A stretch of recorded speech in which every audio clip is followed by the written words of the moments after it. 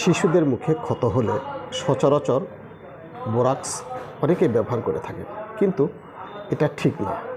নিম্নভীতি এবং শব্দভীতি এই দুটাই কিন্তু বোরাক্সের মেইন লক্ষণ। শিশুকে কোল থেকে বিছানায় শোয়াতে গেলে অমনি শিশুর ভয়ে চিৎকার করে ওঠে। শব্দে ঘুমন্ত শিশু ভয়ে চিৎকার করে। এই বিচিত্র মানসিক লক্ষণ কিন্তু অবশ্যই আমাদেরকে অনুধাবন করতে হবে। বোরাক্সের ক্ষেত্রে কোনো শিশু চুলে জট পাকানো থাকে, এমনটা দেখলে বোরাক্স দেবেন, চমৎকার রেজাল্ট আসবে। শিশুর মুখ এবং শরীর একটু ফোলা ফোলা, মুখে ঘা এবং প্রচুর ঘামে অত্যন্ত দুর্গন্ধ, মিষ্টি খুব পছন্দ, রাগ বেশি, সন্ধ্যার পরই যেন রোগের বৃদ্ধি, তখন কিন্তু বার্ক সল্ট দিতেই হবে।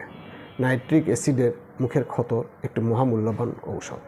এখানেও লালা এবং দুর্গন্ধ আছে, বৈচিত্র্য শুধু প্রস্রাবে। মুখের ক্ষতে হাইড্রাস্টিস্ক্যান দিয়েছেন কি কখনো? যদি ক্ষত থেকে সহজেই রক্তস্রাব হয় না, তখনই কিন্তু এক প্রয়োগ ক্ষেত্রে আসে। টোটালিটি অফ সিমটম নিয়ে ক্ষুদ্র অথচ অসাধারণ লক্ষণগুলি বিচার করে যদি আমরা ওষুধ সিলেকশন করে একটি মাত্র ঔষধ প্রয়োগ করতে পারি, তাহলে দেখবেন সব কিছু সহজেই সমাধান হয়ে গেছে। আপনাদের আশেপাশে ভালো যদি কোনো ক্লাসিক্যাল হোমিও চিকিৎসক থেকে থাকে, শিশুর মুখের ঘার জন্য তার কাছে নিয়ে আসবেন। অতি অল্প সহজেই আপনার শিশু মুখের ঘা থেকে মুক্ত পরিত্রাণ পাবে।